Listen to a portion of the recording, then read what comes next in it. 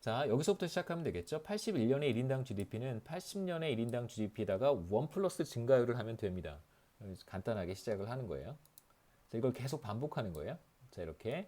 자, 82년에는 81년 GDP 더하기 1 플러스 GY겠죠.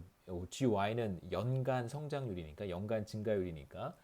그런데 우리가 Y의 1981을 뭐라고 쓸 수 있었냐면 80년에 1 플러스 GY니까요. 1980에 1 플러스 GY의 제곱이라고 쓸 수 있습니다. 한 번 더 해보면 83년의 GDP는 82년 GDP의 1 플러스 GY고요. 그 다음에 82년 GDP는 80년 GDP의 1 플러스 GY의 제곱이니까 이걸 여기에다가 이렇게 대입해주면 80년 GDP의 1 플러스 GY의 3승이 돼요. 잘 보시면 연도만 보세요. 83 마이너스 82 3승이 되고요. 그 다음에 82 마이너스 82 제곱이 됩니다. 자, 지금 우리가 이걸 계속 반복하면 어떤 결과를 얻게 되냐면 2017년까지 올 수 있고요. 그러면 2017년은 GDP는 1980년 GDP의 1 플러스 G에 몇 승을 해주면 되냐면 요 연도와 요 연도의 차이인 37승 해주면 됩니다. 37승. 자, 그래서 우리가 얻은 결과가 뭐냐면 1 플러스 GY의 37승은 두 기간 사이의 GDP의 비율이 되고요. 2017년 나누기 1980년. 그 다음에 이제 양변에 37분의 1승을 해주는 거예요. 자, 그러면 좌변에 left hand side에는 1 플러스 GY만 남길 수 있습니다. 그러려고 하는 거죠. 그 다음에 1 over 37승 이렇게 해주면 자, 우리가 이런 표현을 얻을 수 있고요. 다 됐습니다. 자, 우리는 GY를 계산하는 게 목적이니까 양변에서 1을 빼주는 거예요.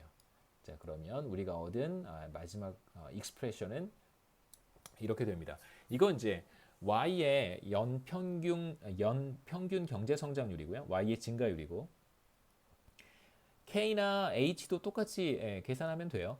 여기 대신 Y 대신에 K 쓰고 Y 대신에 H 쓰면 이제 각각 계산할 수 있습니다. 그래서 계산을 한번 제가 해봤습니다.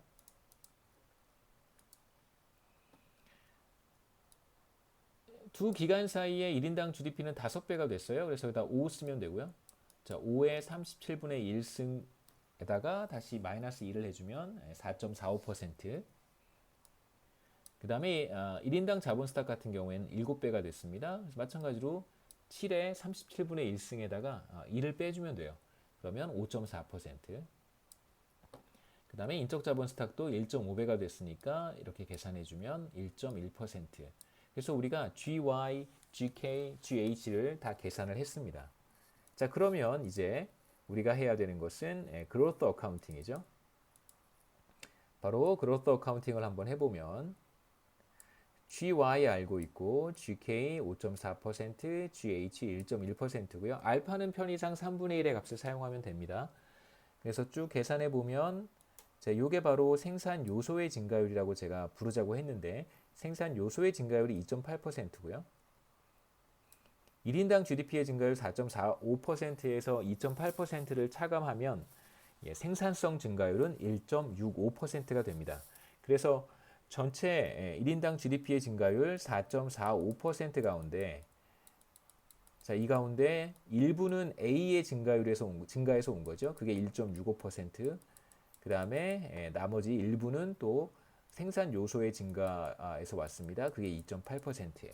이렇게 우리가 그로스 어카운팅을 할 수 있고 생산성 증가율을 연평균 단위로 계산할 수 있습니다. 그래서 생산성은 연평균 매년 1.65%씩 증가했다라고 얘기할 수 있겠죠. 한국의 이그젬플을 제가 한번 소개하겠습니다. 한국 이그젬플 숫자랑 조금 비슷하게 제가 일부러 앞에 이그젬플 만들어 본 거고요. 한국의 경우에는 이제 70년 중반부터 사실 성장이 매우 빨랐기 때문에 70년부터 데이터를 준비를 했습니다. 그래서 이 경우에는 47년이 되겠죠. 앞에는 이제 80년부터니까 37년이고요. 47년간 한국 경제의 성장의 어떤 유형을 볼 텐데 1인당 GDP는 8.4배가 됐고요. 그 다음에 1인당 자본 스탁은 13.3배, 휴먼 캐피탈 스탁은 1.87배가 됐습니다. 이거 어떻게 계산한 거냐면요. 당연히 쉽겠죠. 2017년에 1인당 GDP가 뭐 엄청 큰 값일 텐데 이걸 제가 1970년에 1인당 GDP로 나눈 거예요. 그랬더니 8.4가 나오더라고요. 이렇게 정리해 놓으면 훨씬 더 데이터를 보기 좋으니까요. 더 인포머티브한 거죠. 예. 그냥 값을 다 써놓는 것보다. 물론 이제 절대적인 수치를 보고 싶다면 절대적인 수치를 보여주는 것이 또 의미가 있고요. 지금 여기에서는 성장률 계산하기 위한 거니까 제가 일부러 절대적 수치를 쓰지 않았습니다. 그래서 그로스 어카운팅을 하기 전에 각각의 증가율을 계산해 볼 수 있습니다. 이거 어떻게 계산했을까요? 8.4에 저 GY는 어떻게 계산했냐면요. 8.4에 47분의 1승 마이너스 1 한 것입니다. 그게 4.63%고요. 그 다음에 피지컬 캐피탈 스탁의 연평균 증가율은 지난 47년 동안 5.7%쯤 되고 인적 자본 스탁의 증가율은 1.34% 정도 됩니다. 그래서 생산 요소의 증가율을 먼저 계산해 보면 생산 요소의 증가율은 2.78%예요. 그래서 1인당 GDP의 증가율 4.63%에서 2.78%를 빼서 생산성의 증가율 1.85%를 얻을 수 있습니다.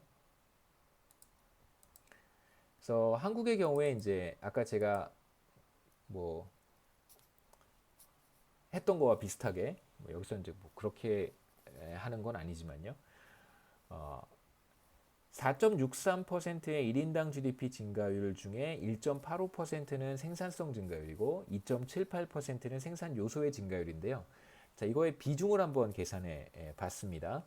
1.85%는 전체 GDP 증가율 4.63% 가운데 한 40% 정도가 되고요. 그 다음에 생산 요소의 증가율 2.78%는 전체 1인당 GDP 증가율 4.63%로 나눠보면 4.63%의 대략 한 60% 정도가 됩니다. 그래서 우리는 뭐라고 얘기할 수 있냐면 지난 50년, 대략 50년이죠. 대략 지난 50년 동안 한국 1인당 GDP의 증가율 가운데 40% 정도는 생산성 증가율에서 비롯된 것이고 60%는 생산 요소의 증가에서 비롯된 것이다 라고 우리가 결론을 내릴 수 있다. 이렇게 얘기할 수 있습니다.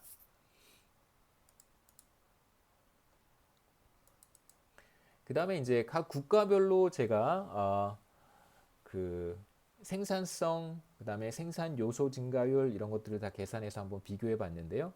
먼저 여러분 지금 보고 계시는 그림은 이제 각 국가별로 생산 요소의 증가율을 제가 계산을 했습니다. 이거 어떻게 계산한 거냐면요.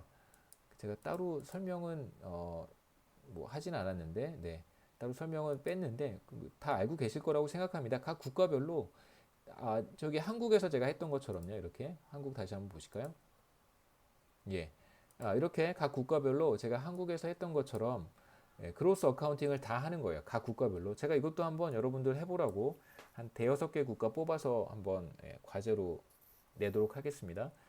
자, 모든 국가에 대해서 그로스 어카운팅을 하고요. 그로스 어카운팅을 하면 각 국가별로 1인당 GDP의 증가율과 그 다음에 생산성의 증가율을 다 계산할 수 있겠죠. GA와 GY와 그 다음에 생산 요소의 증가율 이런 것들을 다 계산할 수 있습니다.